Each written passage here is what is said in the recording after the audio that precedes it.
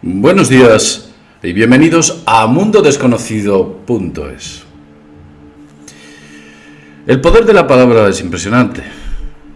Realmente no nos damos cuenta hasta que no analizamos qué es lo que decimos y qué es lo que sucede. Decía Chuang Tzu que las palabras son ráfagas en el viento, pero al propagarse lo mismo pueden producir frutos que daño y ruina. La palabra tiene un increíble poder para dirigir nuestras vidas. No solo permite comunicarnos con otras personas, sino que afecta en la forma en la que experimentamos nuestra propia vida. Si queremos cambiar nuestra vida, tenemos que cambiar principalmente nuestra forma de hablar. El destino lo creamos con el verbo. La forma en la que hablamos es la que dirige el timón de nuestras vidas. Y es una expresión externa de realmente de lo que pensamos y lo que deseamos. Para cambiar nuestra vida hay dos puntos importantes y debemos aprender dos factores fundamentales.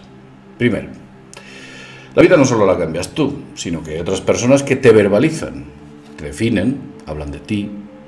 Evita que los demás te etiqueten tus actos. Es fácil oír a una madre que le diga a su hijo: con esa actitud acabarás en la cárcel. Y muchos de los niños a los cuales se les decía esa frase cuando han sido adultos han acabado en la cárcel. O por ejemplo, un padre que le dice a su hijo: nunca llegarás a nada en la vida. Esta frase que tanto se repite por ahí. Pues resulta que muchas de las personas a las cuales se les está programando de esta manera no llegan nada en su vida y son gente mediocre. Debemos intentar evitar escuchar críticas repetitivas hacia nuestra persona. Si bien es cierto que algunas sugerencias son bien aceptadas, por supuesto, el abuso del lenguaje hacia nuestra persona es dañino, nos programa y es efectivista, produce efectos. Los demás consiguen sus objetivos, porque nosotros abrimos las puertas para ello. Y al final, esos niños que recibieron esa programación, si os dais cuenta, utilizan esta famosa frase que habréis oído 1000 veces. Ya me lo decía mi padre y mi madre, o ya me lo decía mi madre, o ya me lo decía mi padre. ¿Os dais cuenta de que efectivamente la programación verbal existe? Alejaos de todos aquellos que os infravaloran, de todos aquellos que constantemente os recuerdan que sois insignificantes, algo que no es cierto, por supuesto.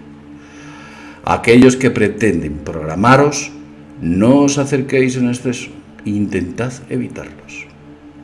Fijaos, antiguamente en ciertas religiones se elegía a un siervo, cuando una persona era hacentada, rica y poderosa, se elegía a un siervo y lo daba dinero para que este siervo aceptase recibir el castigo que le correspondía a su amo. Imaginaos. De tal modo que, bueno, pues en estos momentos muchas personas que os están programando y os están diciendo que sois insignificantes, que no valéis para nada, que no tendréis futuro, que si seguís por este camino no vais a llegar a nada. Esas personas realmente lo que intentan es expiar sus pecados y su problema con vosotros. Es como que cogieran una carga pesada, una pesada carga, disculpad, y se la intentasen dar a vosotros. El problema es de ellos, es evidente. Ellos externalizan su problema. En segundo lugar, para conseguir cambiar esta actitud, porque al final lo que conseguimos es cambiar nuestra vida, es que elijáis conscientemente las palabras que utilizáis para definir vuestros estados emocionales. Os valoréis a vosotros mismos. He oído a muchas personas que cuando se equivocan dicen cosas tan absurdas como esta. Es que soy muy tonto. Y lo repiten constantemente cada vez que se equivocan. Se están autoprogramando y al final, ¿qué son? Tontos. O algunas personas que cuando se encuentran a una dificultad en su vida, dicen la siguiente: tengo un problema, un problemón, algo que no puedo superar. Cuando realmente lo que hay que decir es: necesito una solución. Ese es el lenguaje que hay que utilizar. Las etiquetas que ponemos a nuestras experiencias, y esta frase os pido que os la quedéis, esas etiquetas que utilizamos al final se vuelven realidad, se convierten en nuestra experiencia diaria, porque se lo pedimos al universo y el universo nos lo entrega. Hay una curiosa frase bíblica, ya sabéis que no soy un hombre excesivamente religioso, pero la Biblia la conozco bien. El caso es que hay una curiosa frase bíblica que dice que por tus palabras serás declarado justo y por tus palabras serás condenado. Es algo que demuestra, como que hace muchas centurias ya eran conocedores de que efectivamente el verbo crea. Y es que las palabras son como boomerangs. Boomerangs que vuelven con precisión a su fuente. Es por ello que hay que tener mucho cuidado dónde lanzamos esas palabras.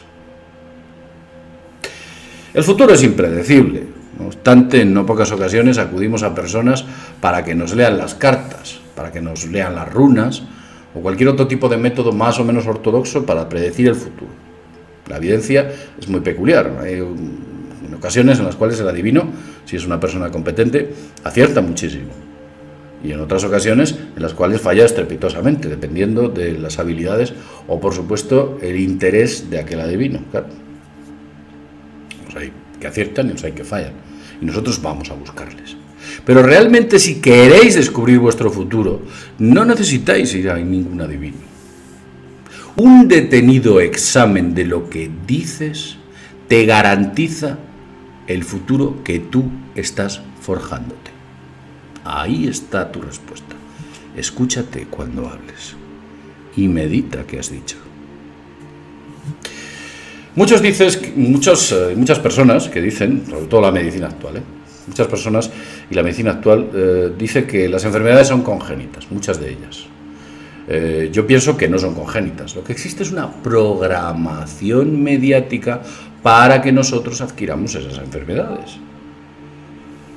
Me voy a explicar de manera clara. Por ejemplo, es fácil ver como muchas personas que tienen poco pelo, su padre tiene poco pelo y su abuelo tiene poco pelo, padecen alopecia. Entonces a sus hijos les dicen: ay, hijo mío, yo, mi padre y tu padre, y el padre de tu padre, el padre de tu abuelo, son alopécicos, tenemos poco pelo y posiblemente tú tengas poco pelo porque es una herencia que arrastramos desde tiempo inmemorial. Lo que ocurre es que sencillamente creamos modelos de conducta de programación. Y eso ocurre no solo con eso, ocurre con otras cuestiones. Por ejemplo, la medicina oficial hace poco por desprogramar a la gente, al revés, lo que hace es programarla. Se considera casi una ley en algunos países que si tu madre ha padecido cáncer, tu abuela ha padecido cáncer y tú eres mujer, las posibilidades de que padezcas esta enfermedad son muy elevadas. Incluso en algunos países preventivamente se prescriben tratamientos contra este mal, en previsión de que surjan los llamados grupos tendentes.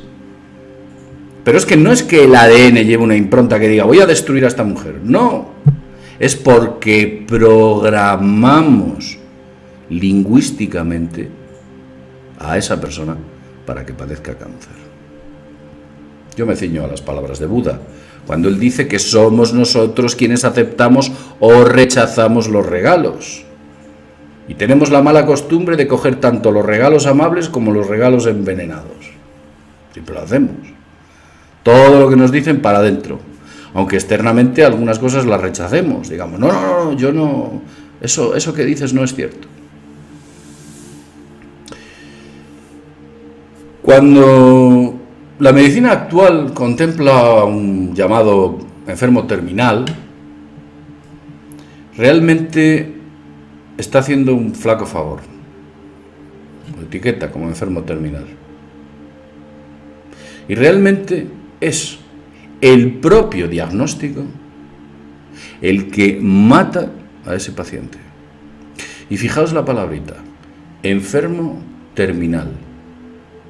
le has puesto ya un punto final a la vida de esa persona y próximo. Evidentemente, esa persona, al recibir el mensaje por una serie de facultativos cualificados o por su entorno cercano, se programa, aunque externamente lo rechace. Su subconsciente ya ha recibido el mensaje y está trabajando para destruirse. Como yo he dicho, o hemos dicho en muchos vídeos, tenemos un poder que nos permite dirigir nuestra vida. Es como el marinero que dirige el navío a buen puerto, o al abismo, allí donde quieras ir. Solo tenemos que entender las reglas correctas que nos permiten interpretar adecuadamente nuestros mapas para poder alcanzar nuestro barco hacia el éxito, llevar el barco hacia el éxito. Llevar el barco hacia aquello que nos propongamos, si es que está en nuestra mano. Lamentablemente vivimos en una sociedad tan llena de ruido, falsos axiomas, nos programan constantemente desde los medios de comunicación, amigos, familiares, etc. Y en ocasiones convertimos en realidad las peores de nuestras pesadillas. Os voy a contar un relato interesante, es un relato curioso. Es una versión de un relato bíblico. Hoy estamos muy ceñidos a esto, pero lo cogemos solamente como un libro en el cual se explican una serie de enseñanzas interesantes. Y en este caso lo vamos a coger así, no lo vamos a coger dogmáticamente. No. Veréis, este relato es un relato sagrado, ancestral, y dice más o menos, yo lo he versionado, lo he cambiado totalmente, y dice lo siguiente, dice, hace que miles de años el poderoso rey de Persia, Darío, había conquistado a sus más feroces enemigos. Finalmente, y después de muchos años, consiguió unificar el imperio. Había dejado atrás la muerte, el fuego, la destrucción y la desolación para finalmente alzarse victorioso con uno de los imperios más grandes del planeta. Darío por entonces pensaba que ya nada podía interponerse entre el destino para alcanzar la gloria de su gran pueblo.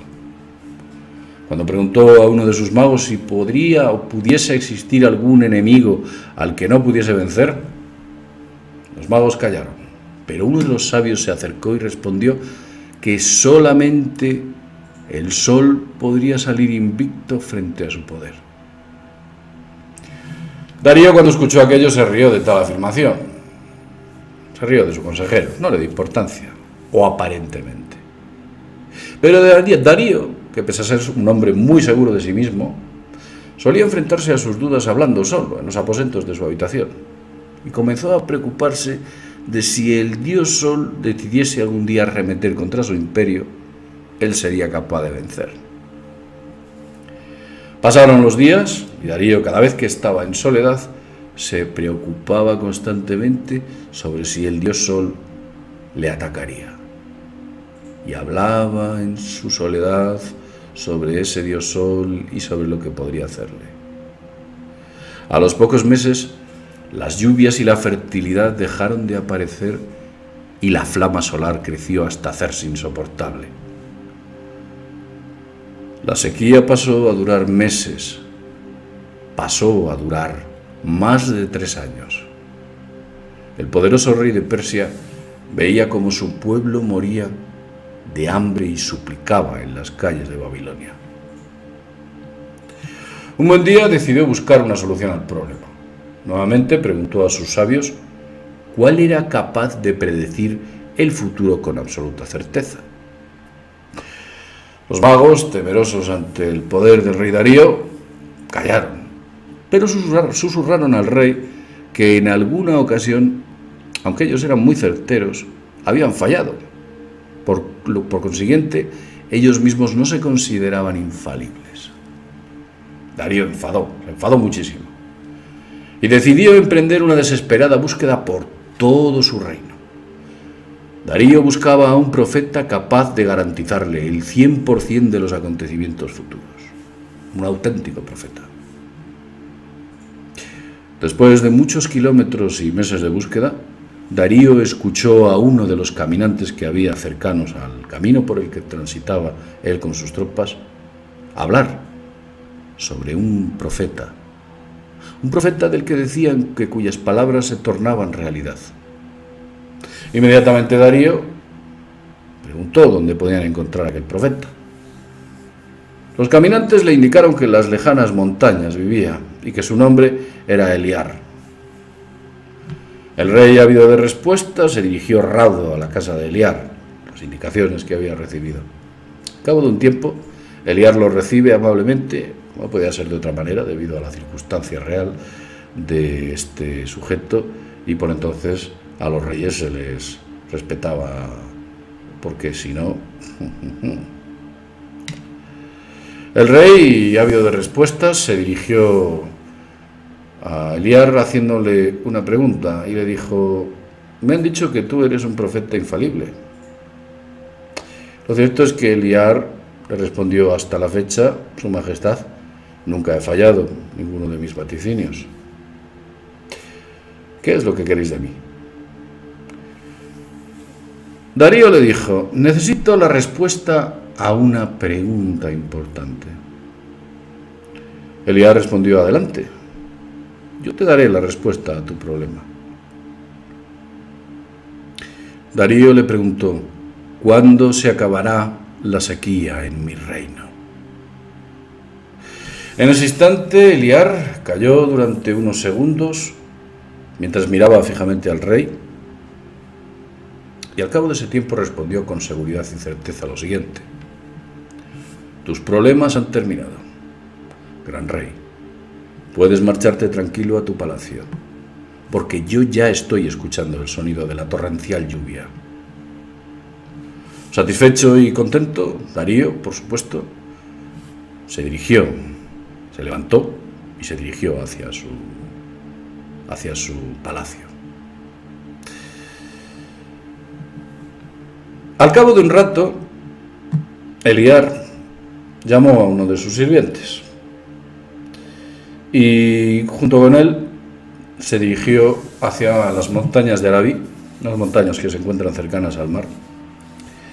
Y cuando llegaron a la cima de aquellas pequeñas montañas, Eliar inició un ritual muy extraño.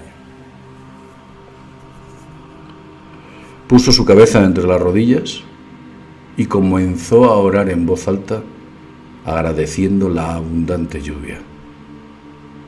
Es curioso que esto os digo al hilo de la posición de poner la cabeza entre las rodillas, porque dicen que es efectivista con respecto a una actitud sobre el secreto. Pero de esto quizás hablaremos en otro momento. No os voy a dar demasiadas pistas, ya hablaremos de ello. Eliar se puso en esta postura y empezó a implorar, a dar gratitud, porque estaba notando y sintiendo cómo se estaban mojando sus ropas y se estaba mojando su cara mientras el agua recorría sus mejillas. Al cabo de un rato, Eliar se levanta, mira a su sirviente y le pregunta: ¿has visto alguna nube sobre el mar? A lo que el sirviente responde: nada, el horizonte está limpio.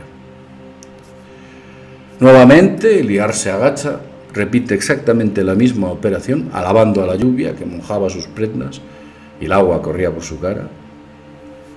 Y nuevamente le pregunta al sirviente al cabo de un rato si estaba viendo alguna nube sobre el mar. El sirviente le dijo: no, sigo sin ver absolutamente nada. De esta manera, Eliar llegó a repetir esta misma operación hasta 7 veces, siendo en la última cuando el sirviente respondió: señor, hay una minúscula nube en el lejano horizonte. Es una nube pequeña, la puedo tapar con la huella de mi dedo. Eliar miró a su discípulo y le dijo: si acercas lo suficiente tu dedo a tu cara, tu huella podrá tapar todo el imperio persa, como esa nube cubrirá todo este vasto reino. Apresúrate, que en breve nos mojaremos y la bajada del monte es peligrosa. Y así fue como el verbo se hizo realidad y las abundantes lluvias volvieron al reino de Persia. Sé que es una antigua historia, muy antigua, pero nos hace ver cómo el poder de la palabra forja nuestro destino y, por supuesto, se vuelve en realidad, una realidad tangible que palpamos. Escúchate a ti mismo, piensa cómo hablas y descubrirás hacia dónde te diriges. Si quieres llegar a buen puerto, modifica ese comportamiento. En fin, sin más, desde mundodesconocido.es, nos vemos en el próximo videoprograma. Hasta pronto.